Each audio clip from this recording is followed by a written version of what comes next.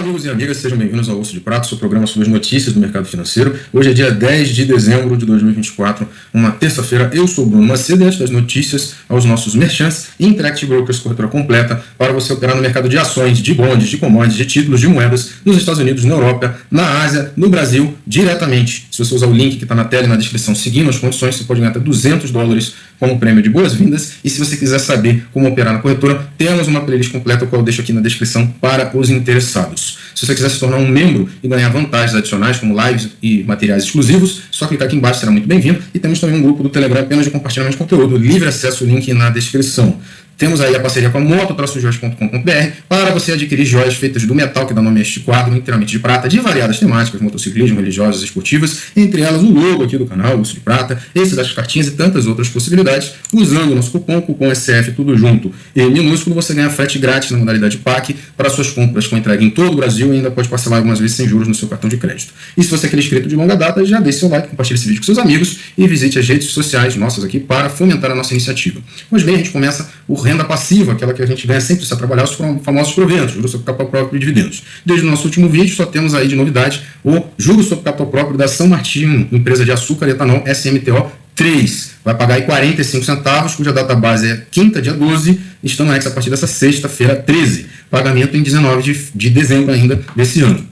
Mas, além desse, a gente tem uns que a gente destaca aí, que já falou nos próximos vídeos, nos últimos vídeos, mas que ainda estão com data de corte em vigor. A gente relembra a Vale, né, dia 11/12, amanhã está aí sua data de corte. Copel, também amanhã data de corte. A Petrobras também amanhã, e além disso tem um lá para o dia 23 de dezembro. Banco do Brasil amanhã. Marfrig, dia 12, Multiplan, dia 20. São Carlos, dia 30. E Profarma, aí tem um próximo, aí no dia 30 de dezembro, a data base. Se você tem algum, ou qualquer um dessas empresas, dá uma pausa aí no vídeo para você ver com calma, que a gente já falou em vídeos anteriores. A nossa principal notícia, talvez a última coisa relevante no ano aqui no Brasil, reunião do Copom, começa hoje, termina amanhã, onde o nosso Comitê de Política Monetária do Brasil deve definir, ou melhor, definirá a taxa básica de juros do nosso país, e a perspectiva do mercado, dada os mercados futuros, é de alta de 0,75% na taxa básica, levando ela aí ao patamar de 12% ao ano. Há pouco saiu o IPCA, a inflação de novembro, e ela aponta para uma desaceleração, uma alta mais um pouco menor, sendo subido aí 0,39% no mês, quanto uma alta de 0,56% em outubro. Porém, a nossa meta inflacionária é de 3% ao ano,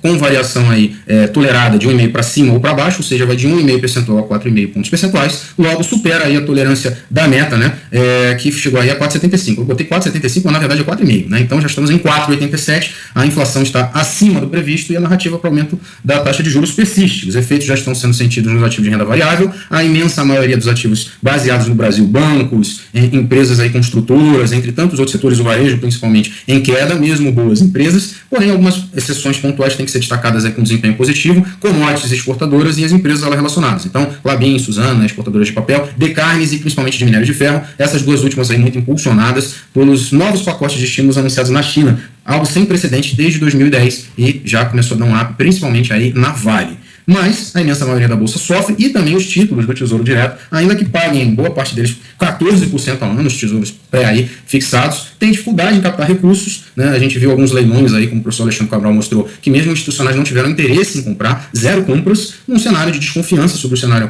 fiscal, tributário e econômico do país como um todo. Como se isso não pudesse piorar ainda mais, o presidente Lula sofreu um acidente ou teve uma complicação médica, passou por cirurgia ontem à noite e ficará afastado do cargo, né, descansando nos próximos dias. O vice-presidente Alckmin deve assumir as suas atribuições. E há uma briga do Congresso, na figura dos presidentes das duas casas, da Câmara e do Senado, entre a necessidade do governo cortar gastos e a necessidade dos parlamentares em receber as suas emendas. Então, essa briga aí, esse embate, deve ficar adiado pelos próximos dias, mas está longe de um final, e muito menos de um final feliz, até por isso eu falei que a reunião do Copom deve ser o último grande evento importante do ano no Brasil. Nos Estados Unidos, nos próximos dias, tem a inflação deles, o CPI, e semana que vem eles têm a reunião do comitê deles, o qual deve manter a taxa básica de juros lá nos Estados Unidos. Mas esse é um assunto para um próximo vídeo, quando acontecer. E aqui, destrinchando um pouco mais da inflação que a gente falou, só confirmando acima da tolerância da meta, 4,5%. Detalhe, a inflação dos Estados Unidos está próxima, a meta lá que é 2, está em 2,6%. Na Europa, dentro da meta, que é 2 também, está 1,7%. E o Brasil se distanciando da meta, e aí você tem que que falar das questões internas aqui, onde gasto é vida, corte não se fala, fala-se de aumento de tributação para compensar, tributar ricos, mas cortar no bolso não se fala.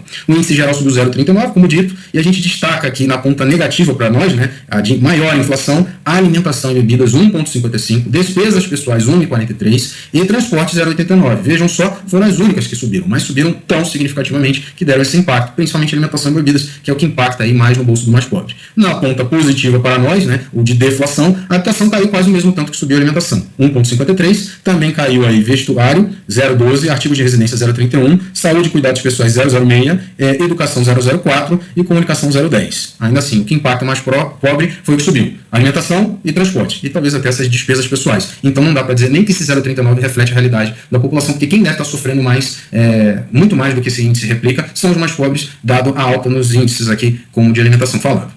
Destaque por capitais, a média 0,39, 9 das 16 capitais aí citadas tiveram inflação acima dessa média. Então também dá para ver que a média não se reflete de forma homogênea, né, no nosso país. Destaque negativo, vamos dizer assim, para a inflação de Rio Branco no Acre, que subiu 0,92, quase o triplo aí da média. Aracaju, Campo Grande, Mato Grosso do Sul, subiu quase o dobro, 0,63, mas a gente teve muitas outras aí, como dito, que subiram bastante também. Então a inflação está fora de controle, segundo os índices propostos pelo próprio governo. Os juros tendem a subir mais e, como a gente vai ver agora, temos aí o Tesouro pagando taxas bem suculentas. Não obstante, pode ser que fiquem cada vez mais. O Tesouro Pré pagando quase 15%, só que detalhe, como ele tem aproximadamente 2 anos até o vencimento, esse deve ser o último mês que ele negocia, o pré-27, vamos ver se vai ser um pré-28 ou não. O detalhe é que o pré-31 é bem longo, né? O Brasil 7 anos é uma vida, mas está pagando 14,22, e o IPCA mais curto está pagando IPCA mais 7,30. Outro detalhe, o IPCA mais 2035 pagando 6,88. Então uma inversão na curva. Títulos mais curtos pagando mais do que os mais longos, sinal de que há um estresse, há um sintoma de que há uma coisa bem complicada acontecendo, né? Se espera maior prejuízo no curto do que no longo prazo, isso aqui não é bom sinal. Então mesmo com essas taxas eu iria de leve, porque a tendência é que enquanto a Selic continua subindo, esses títulos continuarão a subir as taxas pagas, ainda que com correções pontuais aí ao longo do caminho. Então cuidado, tá? Como antes, dia de alta do ouro e queda da prata, basicamente um que um subiu, o outro caiu. A gente tem alta também da soja, de resto cai o WTI, petróleo, o gás natural e o trigo. No panorama agregado das commodities, na reserva de valor só o ouro subindo, nos derivados aí só sobe a gasolina de Londres, cai a imensa maioria das metálicas. O que começa a dar uma melhorada aqui são as softs, né? O algodão subindo 3%, o café subindo 4,83%, né? O café de Londres 4,82%. Como dito, algumas commodities, a gente não vai ver o minério de ferro também, né? O papel não estão aqui, estão subindo, essas aí muito puxadas pela China, mas a imensa maioria não está. Tá? Então é uma coisa bem pontual também, a gente consegue ver isso. O Brent, que é o petróleo de Londres, que baliza os nossos preços, está inclusive próximo à mínima, ali em 71,84, próximo aí, 71 é a base. Mas está segurando, o alvo é 76, o que pode estar impactando a alta de Petrobras além do desconto, né, se você for ver no valuation, apesar do preço a R$40, são 2 dividendos que somados dão quase R$3 ainda em vigor. Né? Um, inclusive, database amanhã. Então, tem isso também. Mas a gente vê outros petroleiros subindo, apesar do petróleo não ir tão bem assim. A gente vê o gás natural realizou um repique, né? Subiu e caiu de novo, para testar de novo o suporte dos 3.000, que era topo, agora é um fundo. O minério de ferro, a gente falou da alta, chegou de novo aos 105 e não consegue avançar. Então, a Vale veio de 56 para 60 ontem, mas se a gente for replicar o desempenho do minério de ferro, tende a ficar nessa faixa aí e não subir. Nem viu a abertura do mercado ainda. Alvo para baixo 100, para cima 110, está em 105,40. O ouro estava estável ali em 2.670, está esboçando uma nova alta, rumo aos 2.800, e o ouro subindo nunca é um bom sinal, né? Sinal de que preocupações globais aí estão aumentando, aí o pessoal corre para a moeda reserva de valor.